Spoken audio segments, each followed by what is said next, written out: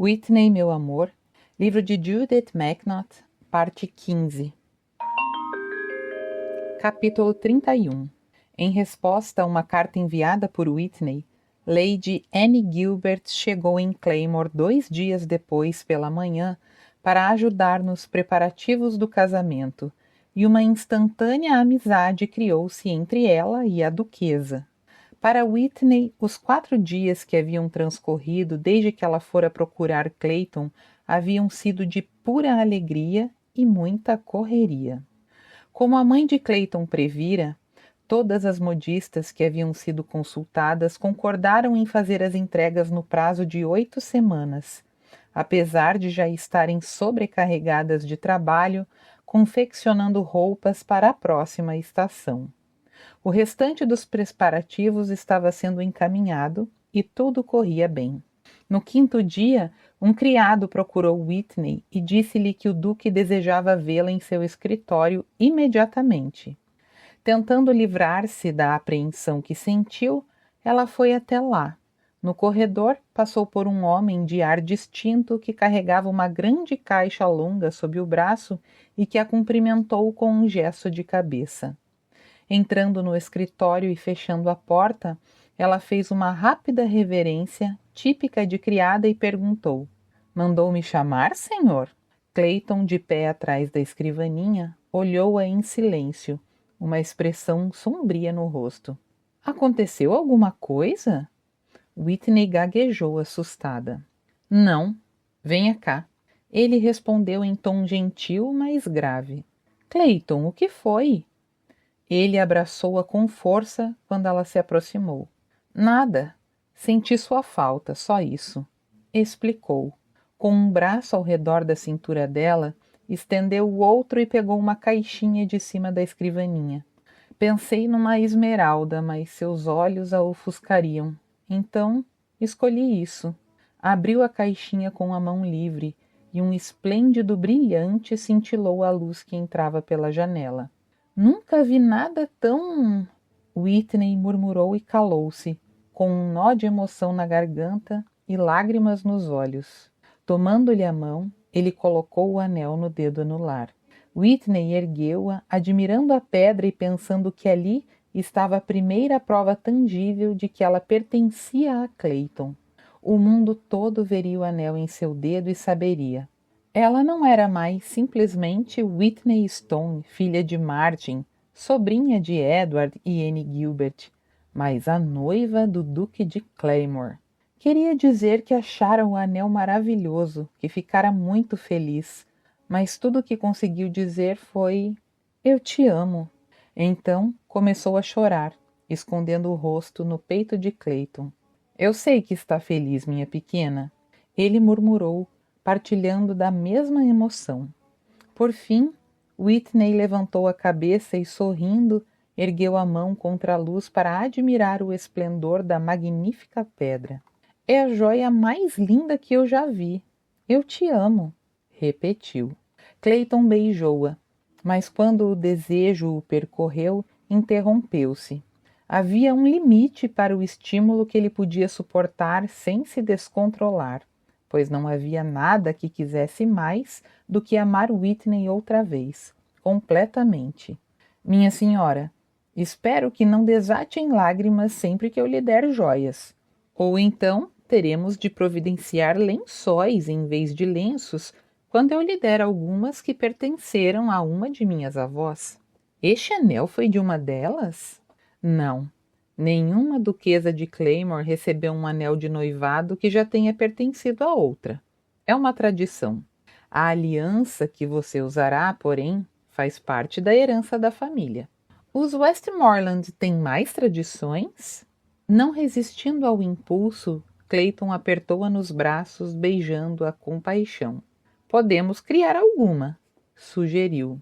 "Diga-me o que deseja."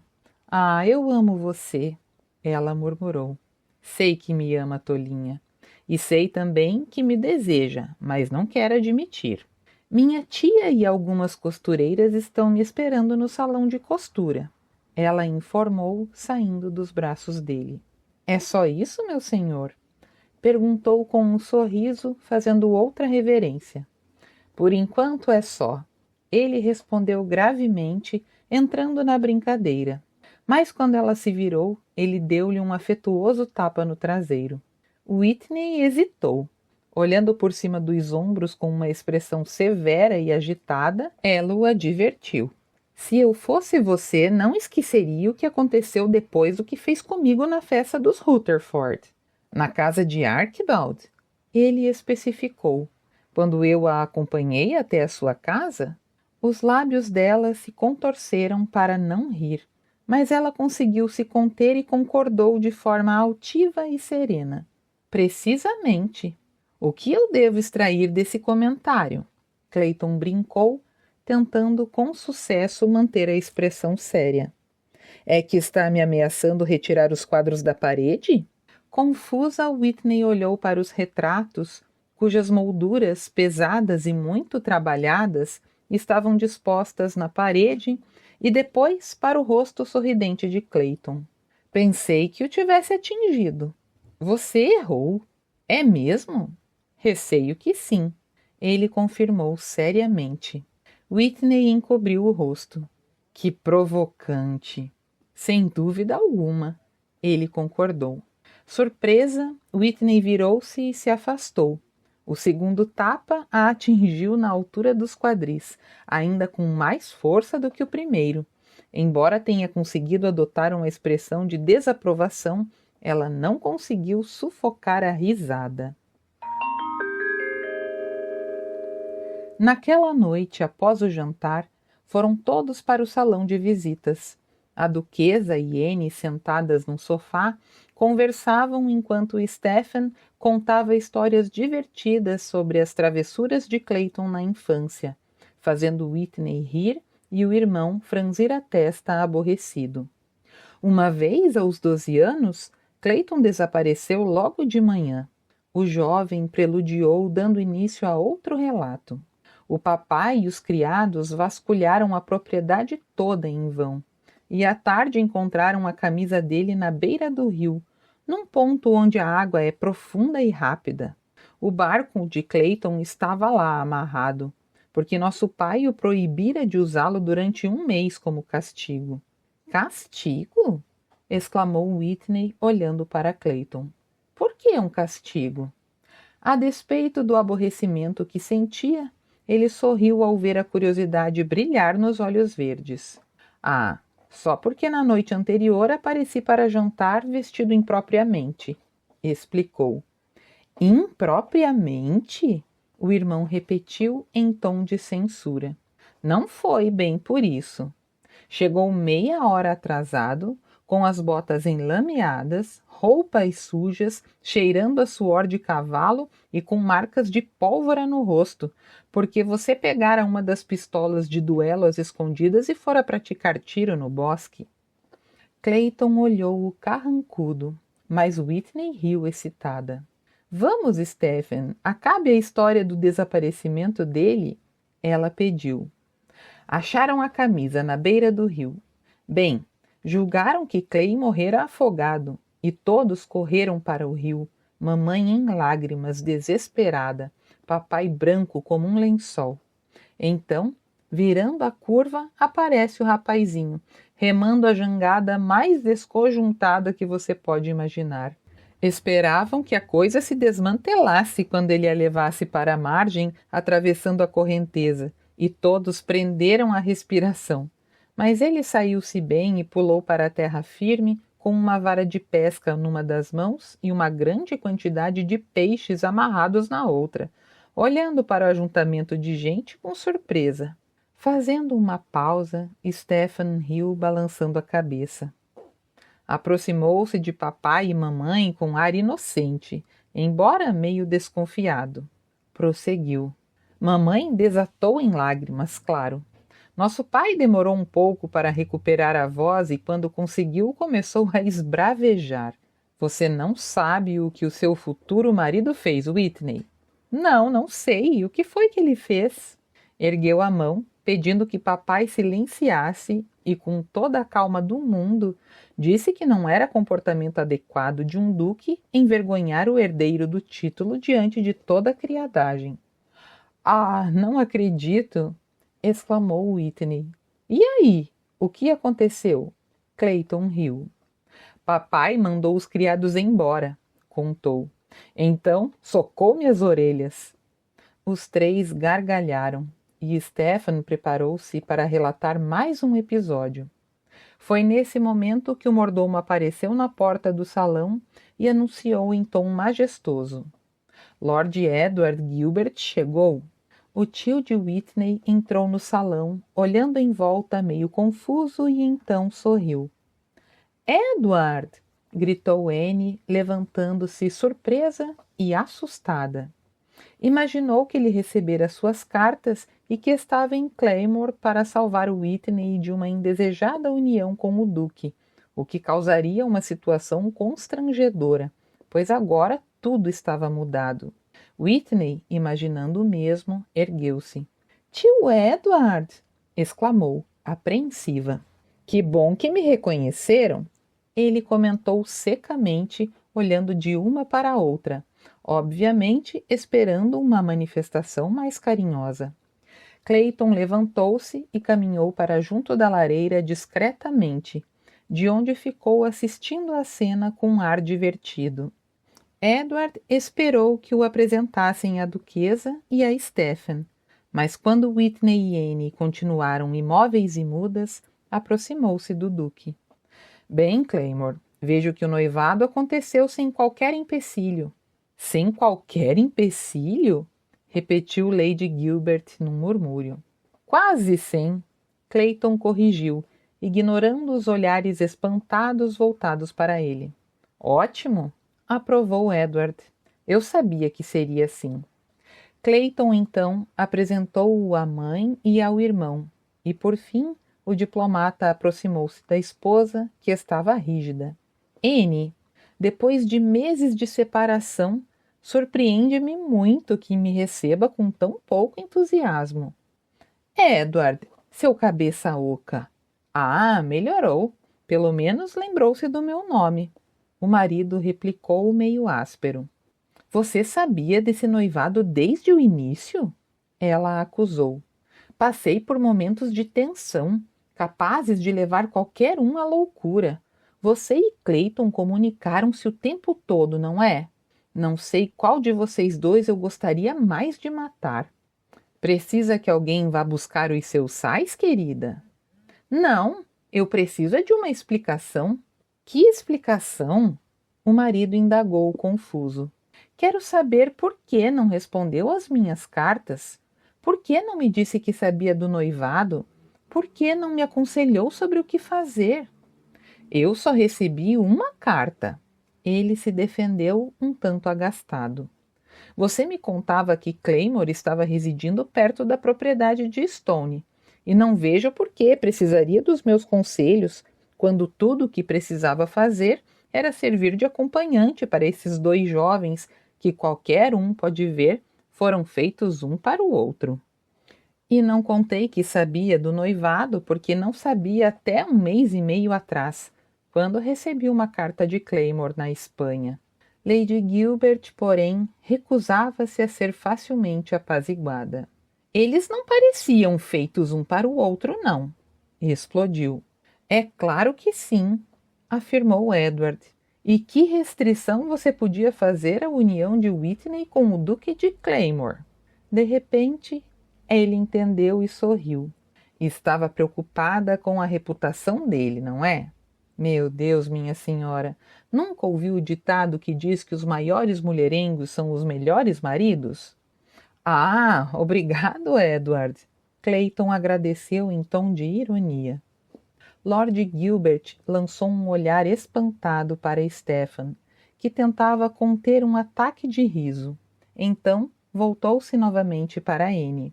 Percebi que Whitney e Claymore eram um par perfeito no momento em que os vi juntos no baile de máscara dos Armand, e percebi que havia algo no ar quando fui informado de que os representantes dos Westmoreland faziam investigações a respeito de nossa sobrinha em Paris.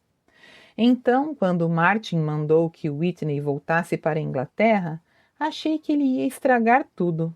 Mas logo você me escreveu dizendo que Claymore mudara-se para perto da casa dela e compreendi o que estava acontecendo. Não, não compreendeu nada, a esposa negou. Eu vou lhe dizer o que aconteceu. No instante em que Whitney pôs os olhos no Duque aqui na Inglaterra, armou os canhões contra ele e... Lord Gilbert ergueu a mão interrompendo-a. Então virou-se para a sobrinha, olhando-a severamente por cima dos óculos. Ah, então o problema era você, Whitney, acusou, movendo o olhar para Clayton. Essa menina precisa de um marido que saiba segurar as rédeas com firmeza. Por isso aprovei seu interesse por ela desde o início. Muito obrigada, tio Edward, disse Whitney sarcasticamente. É verdade e você sabe muito bem disso, minha querida, declarou Lord Gilbert, virando-se para Anne e completando. Neste aspecto, ela é muito parecida com você. Que gentileza sua, Edward, a esposa respondeu em tom ríspido. Olhando da indignada mulher para a revoltada Whitney, ele sorriu. Então observou Stephen, que ria baixinho com a mão na boca, e olhou a mãe de Clayton, que mantivera a compostura. Bem, parece que consegui ofender a quase todos aqui, comentou com um suspiro. Estranho. Para um homem que é considerado um exímio diplomata, não acha, senhora duquesa? Ela sorriu amplamente. Eu não me sinto nem um pouco ofendida, Lord Gilbert. Tenho profunda simpatia por mulherengos. Afinal, fui casada com um e criei... Olhou sugestivamente para Stephen e concluiu. 2. Capítulo 32. O anúncio nos jornais do noivado de Clayton Westmoreland, Duque de Claymore, com a senhorita Whitney Stone, atingiu Londres como um furacão. Convites para todo tipo de reuniões sociais chegavam diariamente à casa dos Archibald. As festas em honra dos noivos a que eles eram obrigados a comparecer e os extensos preparativos para o casamento que ocupavam a maior parte do dia de Whitney eram extenuantes, e ela se sentia cansada e sem ânimo o tempo todo. E sua ansiedade aumentava à medida que se aproximava o dia do casamento, ou melhor, a noite do casamento. No quarto que ocupava na casa de Emily, ela com frequência permanecia acordada durante longas horas, tentando se convencer de que se as outras mulheres conseguiam suportar o ato sexual e a dor que o acompanhava, ela também conseguiria. E adorava Clayton, de modo que quando ele quisesse possuí-la, ela toleraria o sofrimento para fazê-lo feliz. Seu pavor, no entanto, era tão grande que ela chegou a imaginar que, se as noivas soubessem o que as esperava por toda a sua vida de casadas, nenhuma delas caminharia para o altar com aquele sorriso radiante no rosto. Quando faltava uma semana para o casamento, por mais que ela tentasse se controlar, seu medo aumentava dia a dia, e as carícias de Clayton tornavam-se mais ardentes e, em consequência, mais assustadoras. Até o traje da noiva cor de marfim pendurado em seu armário lhe provocava arrepios, pois fazia lembrar-se do vestido da mesma cor que Clayton rasgara na fúria de tomá-la. Tentava consolar-se, dizendo a si mesma que naquela noite ele estivera descontrolado, cheio de ódio, por isso portara-se com tamanha grosseria, e que tudo seria diferente. Mas, ainda assim, o sofrimento, quando ele a penetrasse, seria quase insuportável.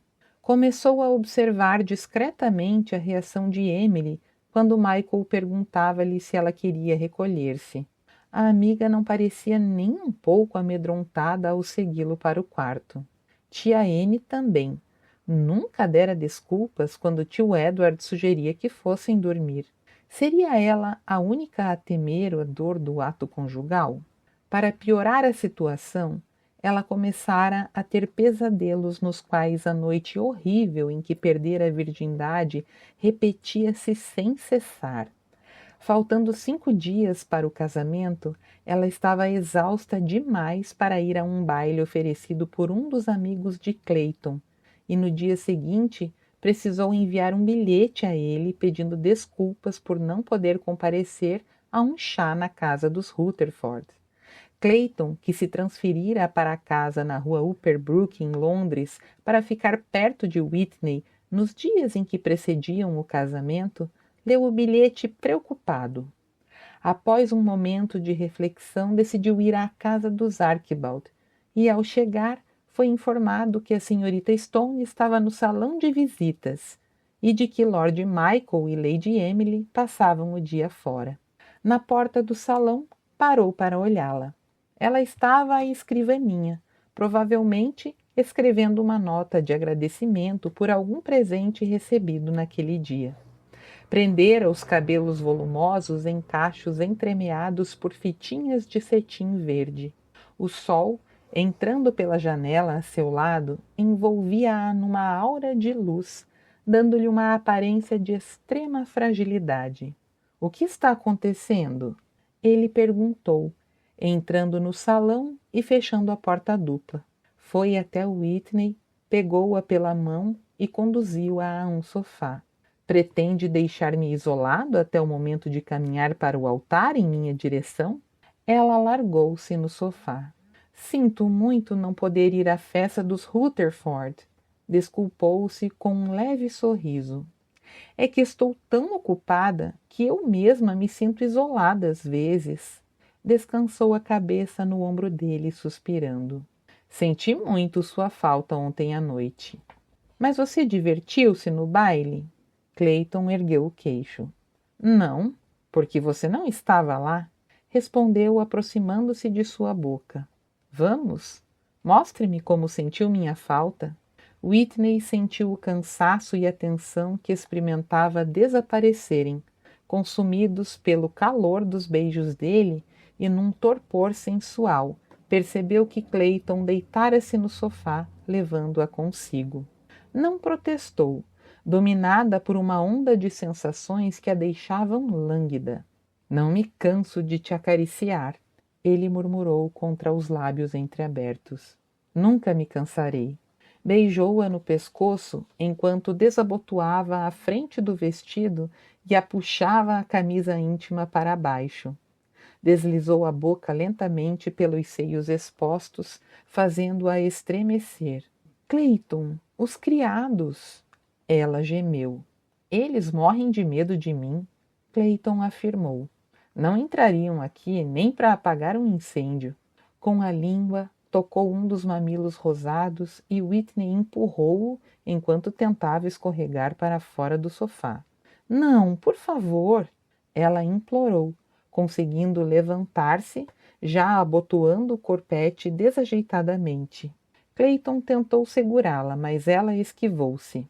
Atônito, ele se sentou e observou o rosto corado, lindo, mas tomado de um legítimo pavor. Whitney! Ela recuou, deixando-se cair numa poltrona oposta ao sofá, com expressão torturada. Após alguns instantes, ergueu os olhos para os dele, hesitante. Quero lhe pedir uma coisa, começou a dizer e parou de repente, indecisa. O que é? Diga.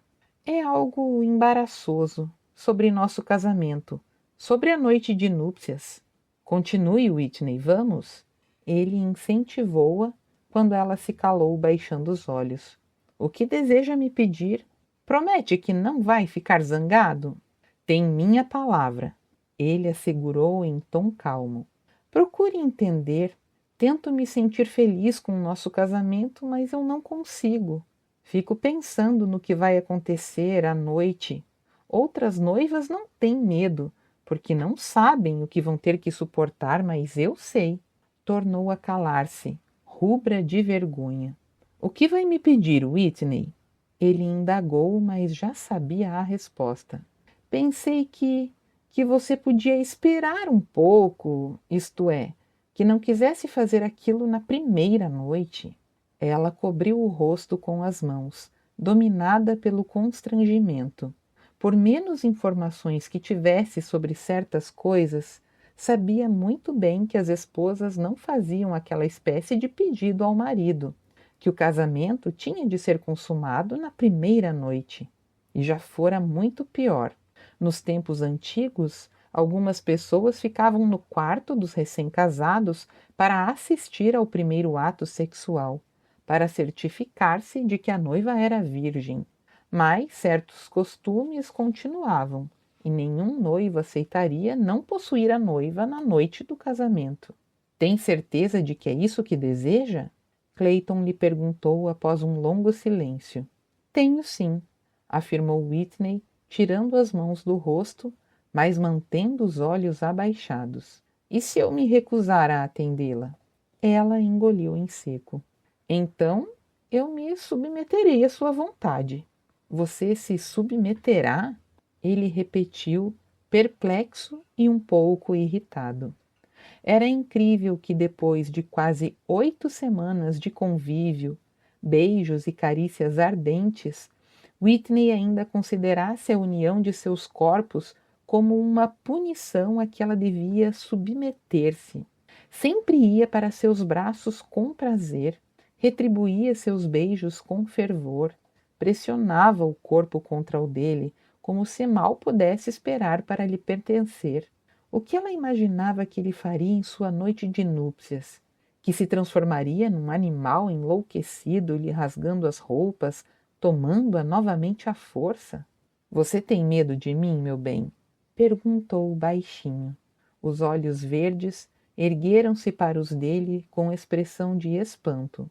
Não, ela respondeu. Sei que não vai me tratar como da outra vez, mas eu fico constrangida, porque já sei o que vai acontecer. E há mais uma coisa, algo horrível, que eu deveria ter lhe contado há mais tempo. Clayton, acho que tenho algum defeito.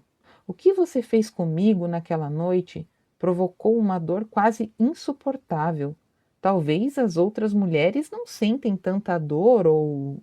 Pare, pare, Whitney, ele exclamou asperamente, incapaz de continuar ouvindo-a descrever a dor que sentira.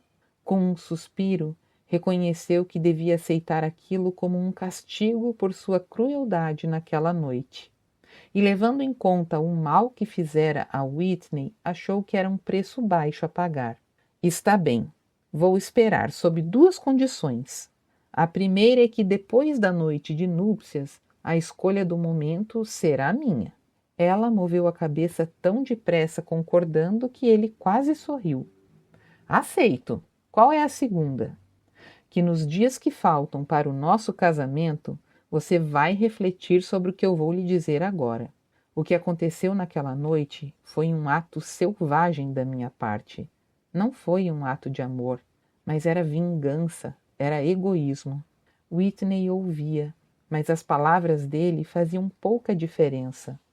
O ato com amor ou com selvageria era o mesmo, algo doloroso e humilhante. Ela sofrera da primeira vez.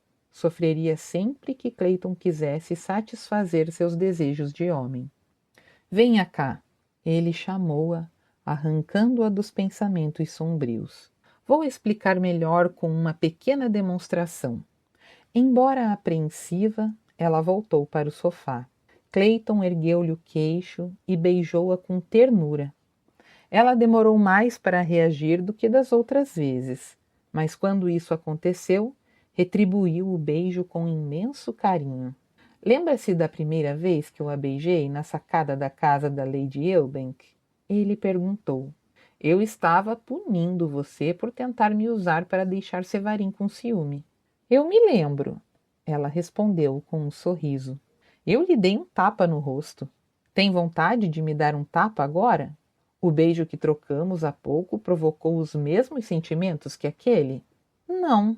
Da mesma forma, o que acontecer entre nós na próxima vez em que eu me deitar com você será completamente diferente daquilo que aconteceu na noite em que a raptei e a levei para Claymore.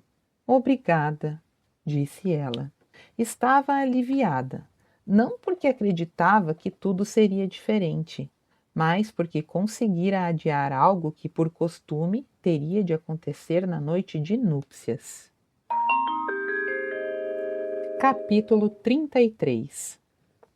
À primeira luz da alvorada, Whitney levantou-se, vestiu um roupão e acomodou-se numa cadeira junto à janela para ver o sol surgir sobre Londres no dia do seu casamento.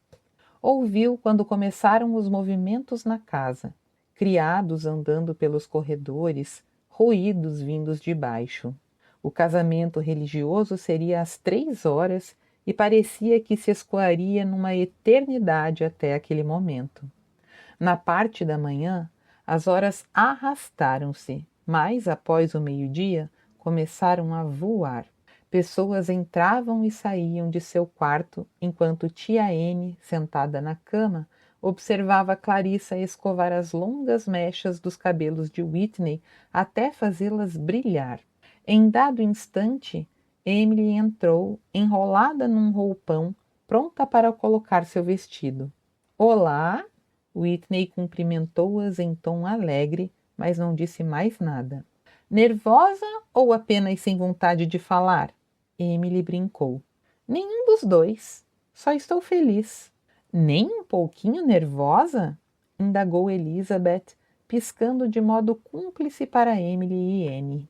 Nem com medo de que o Duque mude de ideia? Ah, eu tenho certeza de que não mudará. Whitney assegurou-lhe com perfeita serenidade. Bem, vejo que as coisas aqui não estão muito diferentes do que na casa da Upperbrook, comentou a mãe de Clayton entrando no quarto. Stephen está levando o irmão à loucura. Clayton está nervoso? Indagou Whitney em tom de incredulidade. Nem pode imaginar o quanto, a duquesa respondeu, sentando-se na cama ao lado de Anne. Mas por quê? Whitney insistiu.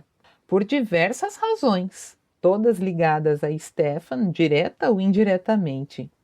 Às 10 horas ele entrou em casa e disse a Clayton que, ao passar por aqui, vira 2 carruagens partindo, uma lotada de malas e a outra levando você.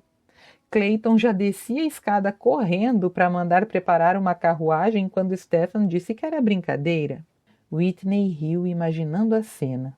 Você pode achar engraçado, querida, mas Clayton não achou. Alicia Westmoreland observou. Stephen fez mais uma porção de brincadeiras, inclusive com a ajuda dos padrinhos, que são tão travessos quanto ele. Esconderam a casaca do Clayton, armaram 1001 brincadeiras. Pobre Clayton, murmurou Whitney. Pobre Stephen, a duquesa corrigiu. Vim para cá porque não suportaria ver meu filho mais velho matar o mais novo. E era o que Clayton estava ameaçando fazer se o irmão chegasse perto dele novamente. O tempo passou rapidamente e logo Whitney estava completamente vestida, andando pelo quarto sob a inspeção da tia e da futura sogra. Ai, minha querida menina! A duquesa suspirou deslumbrada. Nunca vi uma noiva mais linda em toda a minha vida. O vestido cor de marfim, inteiramente enfeitado com pérolas, era a produção de um traje nupcial dos tempos medievais.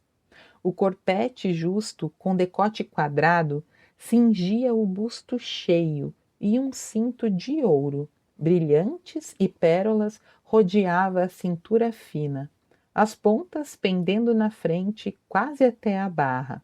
Cada manga, justa até os pulsos, tinha outra por cima em formato de sino, que chegava ao cotovelo. Uma flutuante capa de cetim, também bordada com pérolas e presa nos ombros por broches iguais ao cinto, descia pelas costas até o chão, formando uma cauda não muito longa. Whitney não usava véu. Os cabelos haviam sido erguidos no alto da cabeça, firmados por uma presilha de diamantes e pérolas, e as mechas onduladas e sedosas tombavam graciosamente, indo até o meio das costas. Parece mesmo uma princesa medieval, afirmou a mãe de Clayton emocionada. Anne, porém, não dizia nada, observando com silenciosa alegria a linda e serena jovem, que dentro em pouco se tornaria uma duquesa. Vendo-a como a vira anos atrás, usando calça e camisas masculinas e equilibrando-se de pé sobre um cavalo a galope. Temos de ir cedo para a igreja, Whitney, disse por fim, com a voz embargada de emoção. Seu pai disse que já havia uma multidão de curiosos aglomerados na frente quando passou por lá horas atrás. Por causa disso, o trânsito nas redondezas está fluindo muito devagar.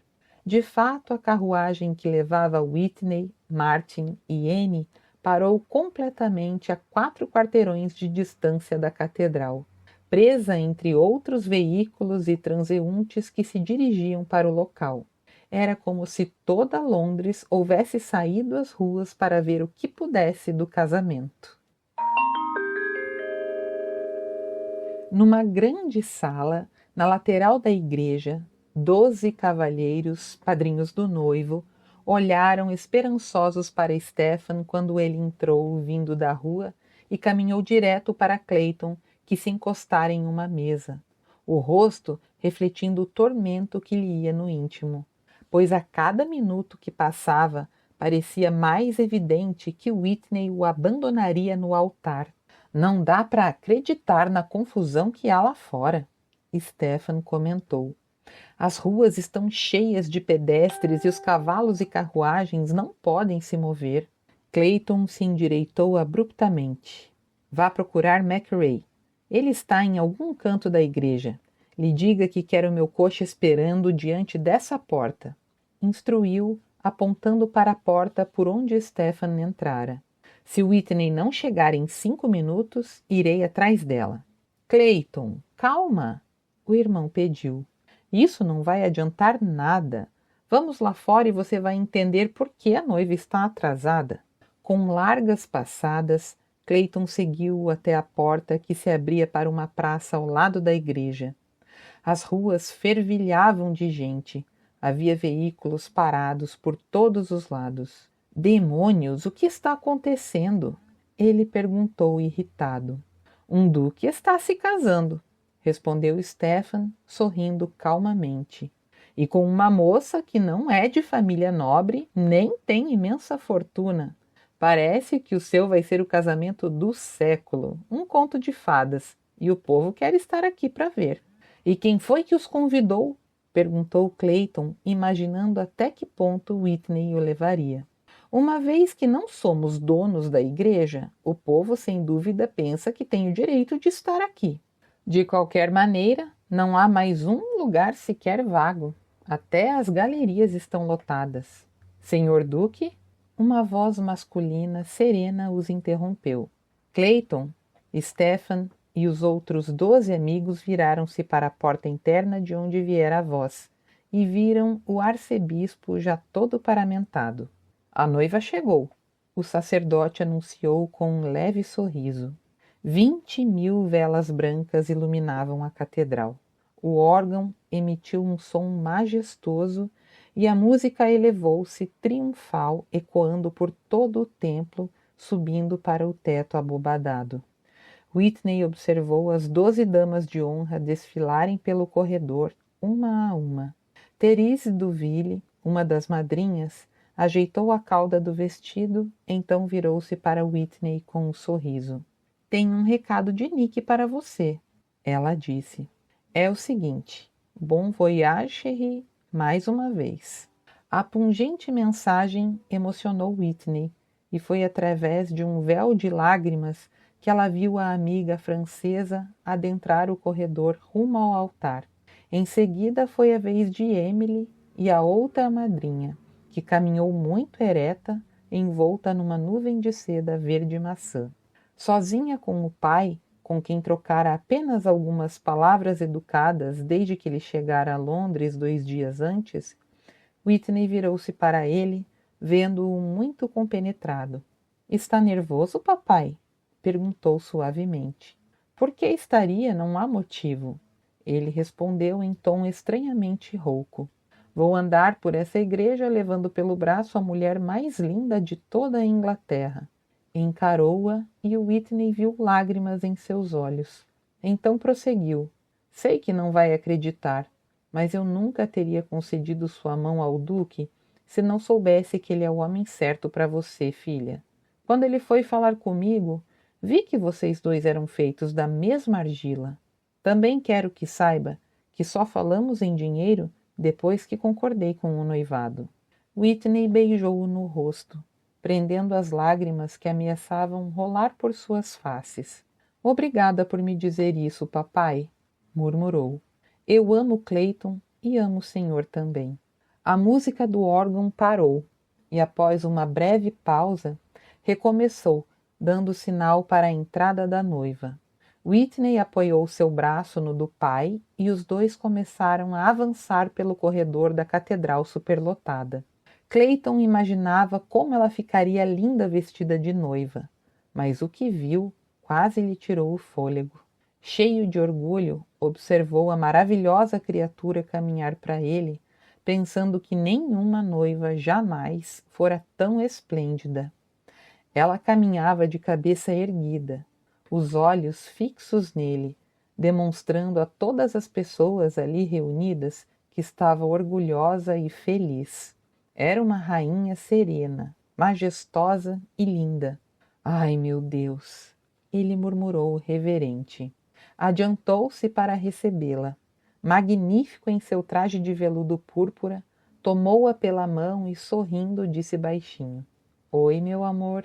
Levou-a ao altar para que ficasse a seu lado, onde seria seu lugar por toda a eternidade. No momento em que o arcebispo pediu a Whitney que recitasse seus votos, ela olhou Clayton nos olhos e começou a falar com voz clara e firme. Quando prometeu que lhe obedeceria, ele ergueu uma sobrancelha com um ar travesso, e ela quase tropeçou nas palavras, reprimindo um riso. Por fim, o sacerdote os declarou marido e mulher. A música tornou-se mais intensa e Clayton beijou-a nos lábios. Foi um beijo terno e casto, bem diferente daqueles que haviam compartilhado antes.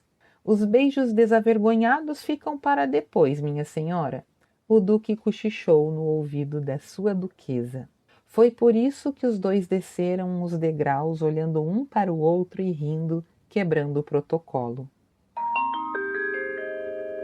Whitney e Clayton partiram no coche de gala a caminho de Claymore, levando os Gilbert, cuja carruagem continuava presa no congestionamento ao redor da igreja. Ouvindo Clayton conversar com os tios dela, Whitney olhava para a grossa aliança que ele pusera em seu dedo, uma proclamação de que pertencia a seu marido. Marido! Lançando um olhar para Clayton, arrepiou-se de emoção. Aquele homem alto, lindo, elegante, sofisticado e másculo era seu marido. Agora ela levava o nome dele. O cortejo nupcial passou pelo portão de Claymore, entrando na longa alameda festivamente iluminada por tochas. O coche dos noivos parou diante da casa. Clayton ajudou Whitney a descer e ela viu surpresa que toda a criadagem, desde o mordomo até os cavalariços, estavam alinhados em ambos os lados da escadaria externa, envergando suas librés ou uniformes de acordo com a categoria de cada um. Em vez de guiá-la na direção da porta, Clayton a fez parar no primeiro degrau, olhando para os criados, e Whitney sorriu, correndo os olhos pelos 150 rostos voltados para ela. Então virou-se para ele confusa. Prepare-se. Ele cochichou sorrindo. Um segundo depois, aplausos e vivas explodiram no ar, prolongando-se por longos instantes. Outra tradição. Clayton explicou quando o clamor diminuiu. Então ergueu as mãos, pedindo silêncio. Em seguida, estendendo-as na direção de Whitney, recitou as palavras ditas pelo primeiro duque de Claymore. Contemplem sua nova senhora, minha esposa. Quando ela der uma ordem, será como se eu próprio tivesse dado. Qualquer serviço que prestem a ela, estarão prestando a mim. A lealdade que dedicarem a ela, estão dedicando a mim. Então, levou Whitney degraus acima, enquanto os criados irrompiam em nova aclamação. No salão dourado e branco, serviu champanhe para Whitney, para seus tios e para si mesmo.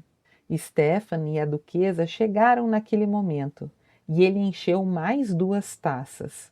Todos os 126 quartos da casa principal e os 70 dos apartamentos de hóspedes estavam ocupados por convidados, muitos dos quais haviam chegado no dia anterior.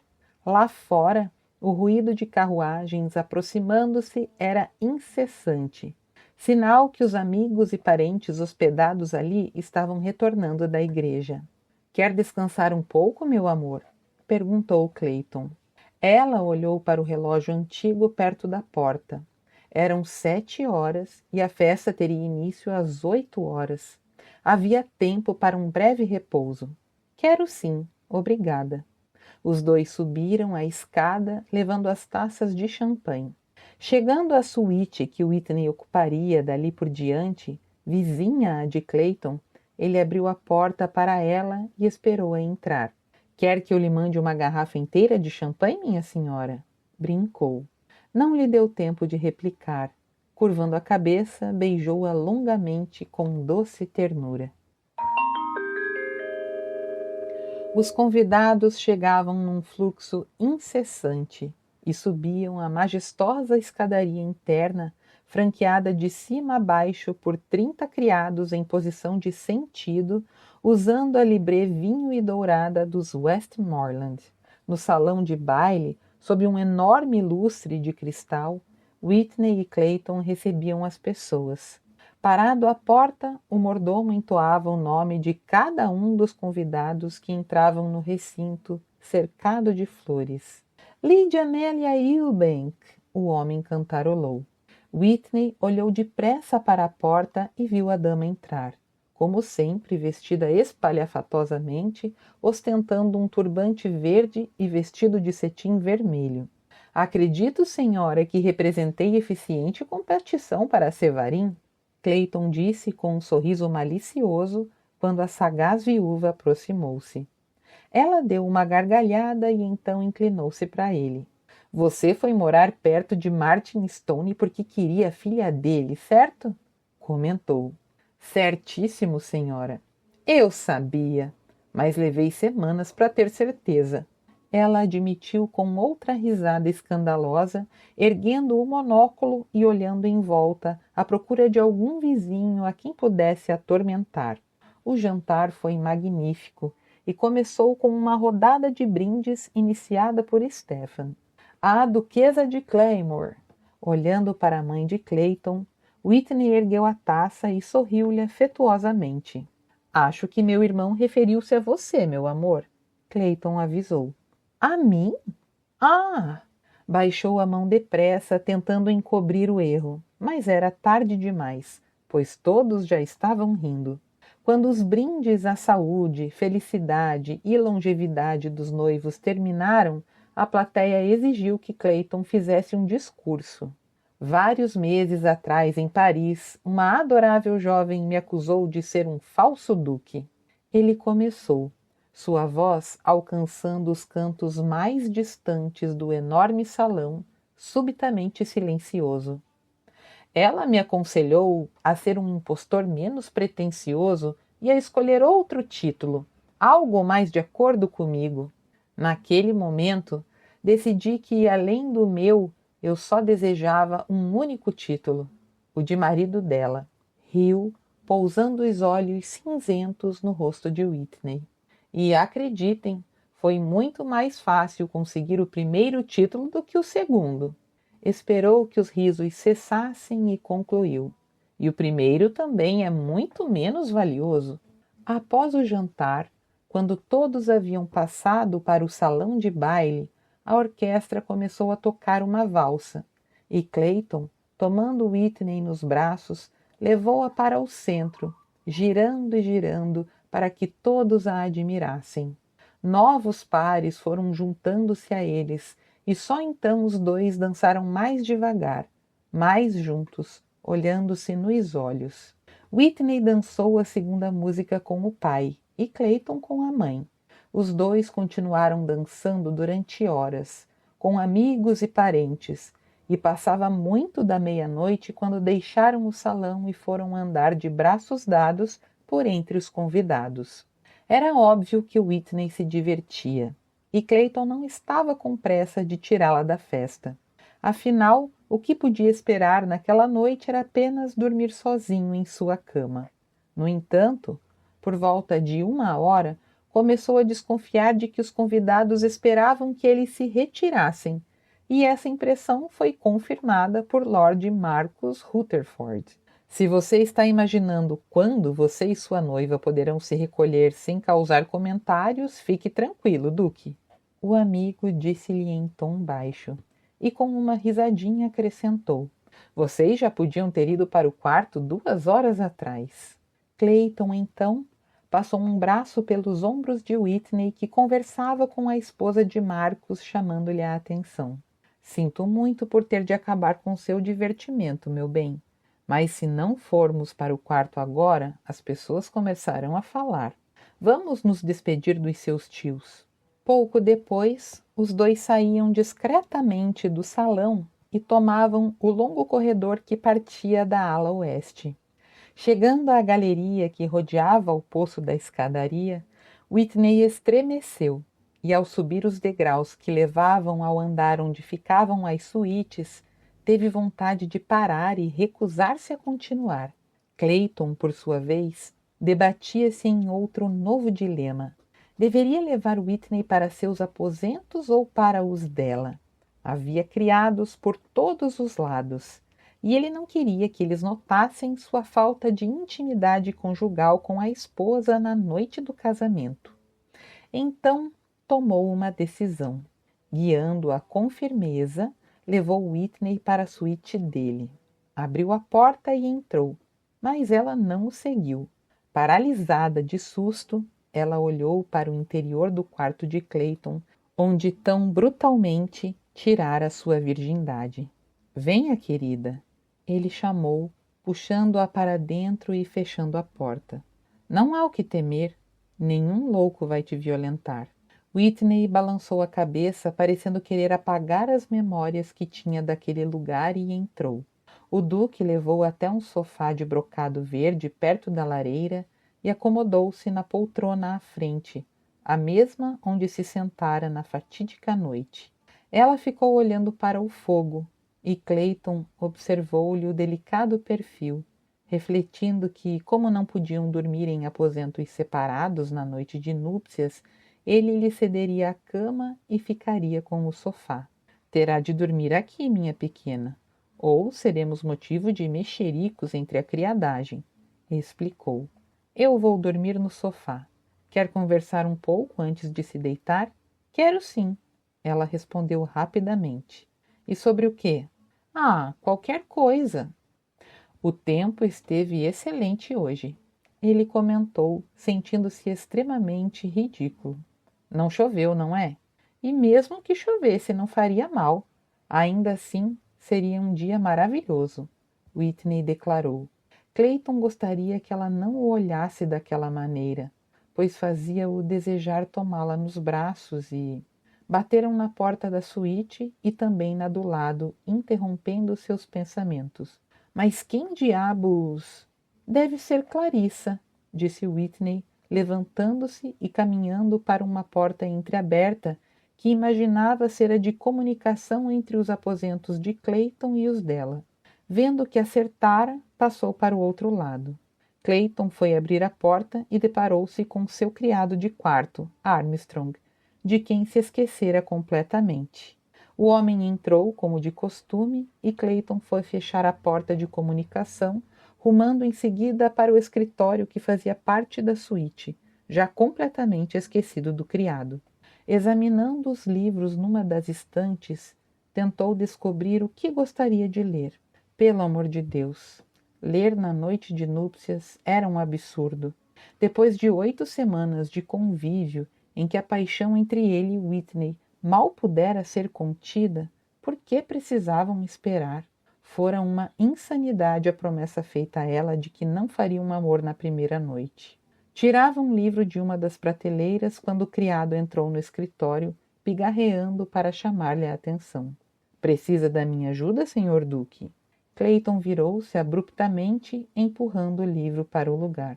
Tocarei a campainha se precisar. Ele respondeu. Boa noite, Armstrong. Acompanhou o surpreso criado até a porta, empurrou-o para o corredor e fechou a porta, trancando-a. Voltou para o escritório, tirou a casaca e a gravata, que atirou numa cadeira e desabotoou a parte da frente da camisa. Foi até uma mesinha onde ficavam as bebidas e serviu-se de uma generosa dose de conhaque. Então, tirou um livro qualquer da estante mais próxima e sentou-se numa poltrona, estendendo as longas pernas à frente. Mas, em vez de relaxar com a bebida e a leitura, ficou mais inquieto. Fechou o livro irritado consigo mesmo. Por que estava tão agitado? Afinal, seria apenas mais uma noite sem Whitney, apenas mais uma, mas era justamente a noite de núpcias. Depois de muito tempo, o dobro do que qualquer mulher precisaria para arrumar-se para dormir, ele voltou para o quarto. Whitney não estava lá. A porta de ligação estava entreaberta e ele entrou nos aposentos dela. Também não a viu. Seu coração começou a martelar sobressaltado. Embora Clayton dissesse a si mesmo que Whitney não fugiria dele, que confiava em sua palavra. Voltando para sua suíte com passos rápidos, suspirou aliviado. De pé no outro lado da cama, meio escondida pela cortina que pendia do dossel, ela olhava para ele. Seu rosto, à luz fraca do fogo na lareira, exibia uma expressão de medo. Devia estar recordando o pavor que experimentara na noite em que pertencera a ele pela primeira vez. Quem é você? Ela perguntou com um leve sorriso, como fizera no baile de máscaras dos Armand, tanto tempo antes. Um duque. Ele respondeu, repetindo o que dissera na ocasião. E também seu marido. Quem é você? Uma duquesa. Whitney exclamou em tom de alegria e incredulidade. Também é minha esposa? Sou sim, ela afirmou, o sorriso alargando-se. Uma deusa tentadora. Uma esposa obediente? Clayton brincou. Muito obediente. Então venha cá. Uma sombra de apreensão passou pelo lindo rosto, mas ela deu a volta na cama, aproximando-se dele. Só então Clayton notou que ela vestia e quase gemeu. A camisola de renda branca deixava entrever a cor da pele. Moldava as coxas e o decote expunha boa parte dos seios altos e firmes. Lembra-se da promessa que fez? Whitney murmurou, parando a alguns passos de distância. Sim, eu me lembro, meu bem. Clayton respondeu, vencendo a distância que os separava e envolvendo-a nos braços. Tentou ignorar o contato do corpo quase nu contra o seu, mas lhe era impossível. Queria beijá-la, mas ela tremia e ele tinha medo de assustá-la ainda mais. Contentou-se em fazê-la pousar a cabeça em seu peito e em afagar os seus cabelos que tombavam pelas costas como uma cortina de seda. Quando eu era pequena, ficava deitada na cama à noite, com medo, imaginando que havia coisas nos armários. Whitney contou num murmúrio. Nos meus havia soldadinhos de chumbo. Ele informou com um sorriso. E nos seus? Monstros, enormes, feios, com garras e olhos saltados. Ela respirou profundamente e então continuou. Aqui neste quarto também há monstros, lembranças pavorosas escondidas nas sombras espreitando. Clayton experimentou a aguilhoada do remorso. Eu sei, querida, mas não precisa ter medo. Não exigirei nada de você esta noite. Dei-lhe minha palavra. Whitney inclinou-se para trás para olhá-lo no rosto e ele se perguntou pela milésima vez Como pudera ter sido tão cruel com ela? Quando eu não suportava mais o medo dos monstros, levantava da cama depressa, corria para os armários, abria as portas e me obrigava a olhar para dentro. Ela prosseguiu. Corajosa, ele comentou sorrindo. Eu nunca vi monstro nenhum, claro. Clayton, não quero passar a noite de núpcias sozinho em sua cama, com medo do que está escondido nas sombras. Tem certeza, pequena? Eu tenho. Erguendo-a nos braços, Clayton levou-a para a cama, prometendo a si mesmo que, com seu amor, toda a sua ternura, a faria esquecer aquela noite horrível em que fora tão humilhada. Na beira da cama, colocou-a no chão e soltou os poucos botões que fechavam o corpete da camisola, que deslizou lentamente para o chão. À luz do fogo, o corpo magnífico parecia de mármore rosado, uma estátua de curvas, relevos e reentrâncias excitantes. Você é tão linda, ele murmurou reverente. Atraiu-a para si gentilmente, tomando os lábios úmidos num longo beijo. Por fim, puxou as cobertas para baixo e deitou-a sobre o lençol de linho. Ela virou o rosto para o outro lado e, percebendo seu embaraço, Clayton apagou as velas que ardiam na mesa de cabeceira. Despiu-se rapidamente e deitou-se, abraçando-a. Notou que ela ficara tensa. Acariciou-lhe as costas e sentiu-a enrijecer-se. Decidida a ir com calma, reclinou-se nos travesseiros, aninhando a cabeça dela em seu peito. Vamos conversar um pouco, propôs. Gostaria que você tentasse tirar da mente o que aconteceu nessa cama naquela primeira vez. Esqueça o que ouviu dizer sobre o que acontece entre unir esposa e seu marido e simplesmente ouça. Está bem, vou ouvir. Ela concordou baixinho. Expressões como submeter-se ao marido, tomar a esposa, não deveriam ser usadas quando falamos sobre o ato de amor. Submeter-se implica em cumprir um dever, e tomar é um sinônimo de estupro. Eu não vou tomá-la, e você não vai se submeter a mim. Também não vai sentir dor nenhuma. Clayton sorriu. Garanto que não há defeito algum nesse corpo lindo como você pensa. Acredita em mim? Acredito. O que vai acontecer entre nós nasce do amor, do desejo de fazermos parte um do outro. Quando eu estiver penetrando você, não estarei a tomando, mas dando. Estarei dando meu corpo como lhe dou meu amor. À luz bruxeleante e avermelhada do fogo, Clayton a viu erguer o rosto lentamente para o dele, oferecendo-lhe a boca. Inclinando-se sobre ela, começou a beijá-la até que ela retribuiu, relaxando em seus braços. Acariciou-a, deslizando as mãos pelos seios, provocando os mamilos, sentindo-os tornarem-se eretos. Num gesto instintivo, Whitney pousou a mão em seu peito, movendo os dedos timidamente por entre os pelos escuros, fazendo-o estremecer de prazer, mas recuou assustada ao sentir a pulsação de sua masculinidade contra o ventre dela. Vê como meu corpo reage ao seu toque, meu bem? Ele murmurou. Meu corpo procura o seu corpo ansiosamente, não para machucá-lo, mas para lhe dar prazer. Você ainda tem medo que eu a machuque, mesmo depois de eu ter prometido que isso não vai acontecer? Ela engoliu em seco, convulsivamente, ainda com medo. Mas Clayton dissera que não a machucaria e ela devia acreditar. Voltou a pressionar-se contra ele, acariciando-lhe o peito, deslizando a mão lentamente sobre um mamilo chato, rodeado de pelos e sentindo um estranho prazer nisso. Ah, querida, ele sussurrou, meio gemendo, meio rindo. Orgulhe-se do que é capaz de fazer comigo. Fique alegre com isso.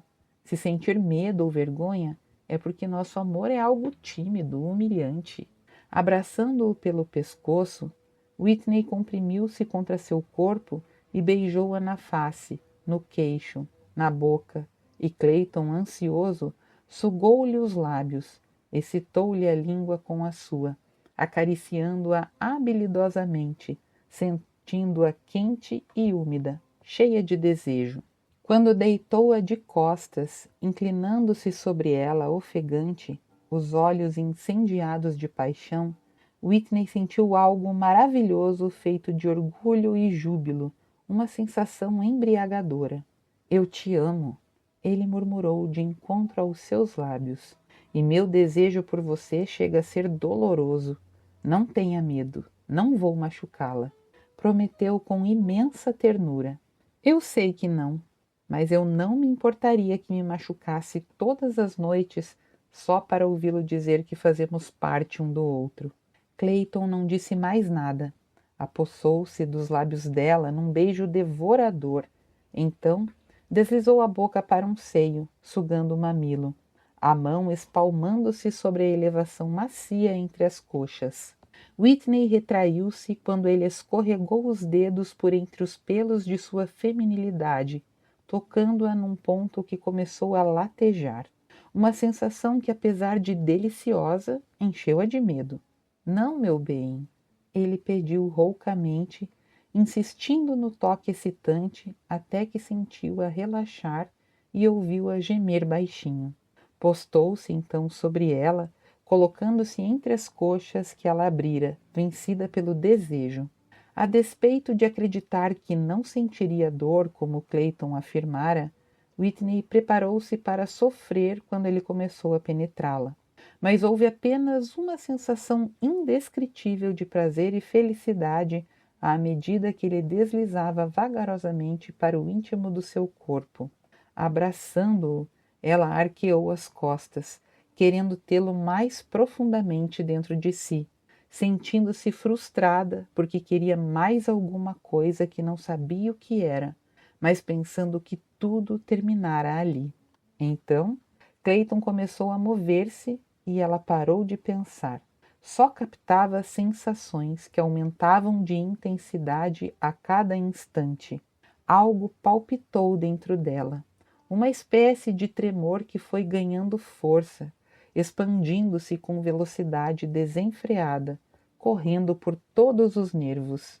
Virando a cabeça de um lado para o outro no travesseiro, ela mexia os quadris instintivamente, acompanhando os movimentos de Clayton. Por favor, gemeu sem saber o que pedia. Mas ele sabia, e suas investidas tornaram-se mais firmes e mais rápidas.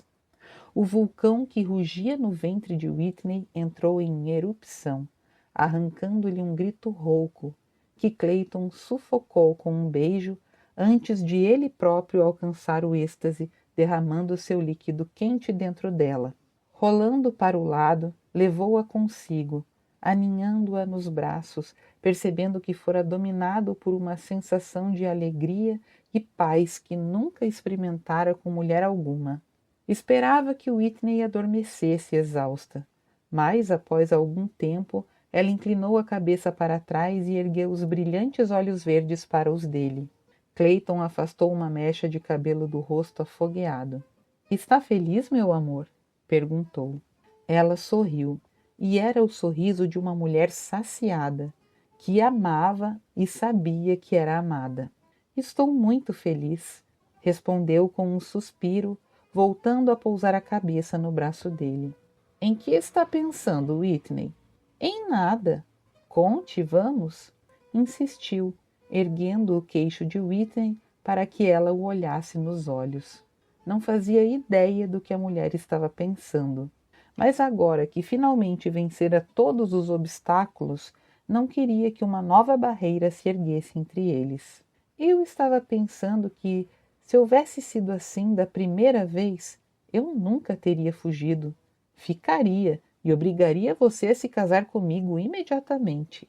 Ele riu e beijou-a no alto da cabeça. Era estranho, mas em vez de dormir, desejava comemorar, extravasar sua felicidade. — Está com sono, querida? — Não, pelo contrário. Quer, por favor, acender as 3 velas sobre a mesa ao seu lado? — Seu menor desejo é uma ordem, meu senhor, ela declarou rindo. Então sentou-se na cama, inclinando-se para beijá-lo na boca. Antes de virar-se para acender as velas, porém, Whitney tomou o cuidado de cobrir-se com o lençol. Clayton começou a rir ao vê-la cobrir tão pudicamente os seios que ele havia acabado de beijar e acariciar. Arrumou os travesseiros de modo que pudesse sentar-se confortavelmente. Então voltou a deitar e passou a apreciar a visão de Whitney. Quando terminou de acender as velas e viu que ele a observava, ela rearrumou o lençol envergonhada, sacudindo-o e fazendo com que caísse sensualmente sobre suas costas. Madame, disse Clayton com um olhar sugestivo. A senhora fica linda em Dessabille, se é o que está tentando fazer com esse lençol. Acho que não, respondeu Whitney pensativa. Na França, e acho que aqui também, é moda receber cavalheiros em Dessabille, mas tenho certeza de que as damas que fazem isso devem usar algo mais que isso. Corando, Whitney se deu conta de que Clayton, sem dúvida, sabia muito mais sobre essa moda do que ela, o que a deprimiu. Todos sabiam que Clayton tivera muitas amantes, e era comum que mesmo homens casados continuassem a tê-las discretamente. Doía imaginá-lo com outras mulheres, fazendo as mesmas coisas que haviam acabado de fazer. Motivada por esse doloroso pensamento e chocada por sua audácia, Whitney começou. Clayton! Calou-se hesitante, e Clayton viu-a corar. Então, mordendo o lábio nervosamente, ela prosseguiu. Acho que seria muito difícil para mim fingir não ver ou aceitar. Aceitar o quê, Whitney? Que, estando casado comigo, você tivesse amantes. Por um momento, Clayton a encarou atônito. Então começou a rir, apertando-a nos braços. Não vou ter nenhuma amante, assegurou. Nunca. Obrigada. Não sei como eu reagiria, mas duvido que aceitasse uma situação dessas passivamente. Eu também duvido, ele afirmou, forçando-se a ficar sério. De súbito, lembrou-se da caixa de veludo que escondera na gaveta da mesa de cabeceira. Soltando Whitney com relutância, virou-se para a mesa explicando. Tenho um presente para você. Eu também tenho um presente para você. Ela anunciou, saindo da cama, exibindo as curvas, o tom cremoso da pele, os cabelos luxuriantes em todo o seu esplendor. Pedi a Clarissa que o guardasse em meu quarto. Ao ver que Clayton o observava, vestiu a camisola rapidamente e correu para os aposentos ao lado. Voltou pouco depois e tornou a subir na cama, apoiando as costas na cabeceira e cruzando as pernas. Clayton deu-lhe um conjunto de brincos, pulseiras e colar de esmeraldas quadradas, cada uma cercada por uma fileira de brilhantes. Digno de uma duquesa, declarou beijando-a. Whitney riu, entregando-lhe o seu presente. Digno de um duque, imitou-o, sentando-se com as costas apoiadas na cabeceira da cama e as pernas cruzadas.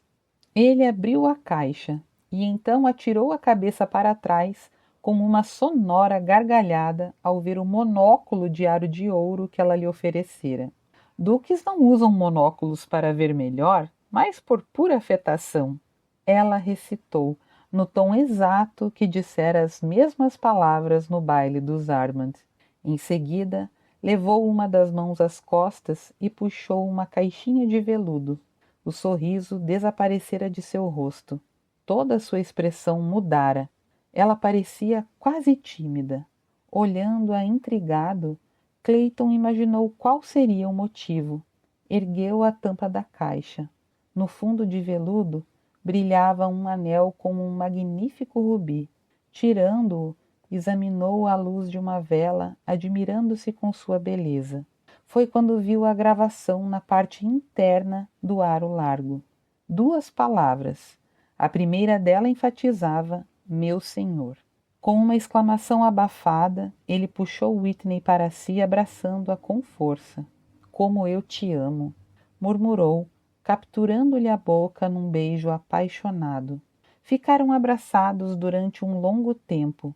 Então, deslizaram no colchão, deitando-se novamente apoiada nele, acariciando seus cabelos.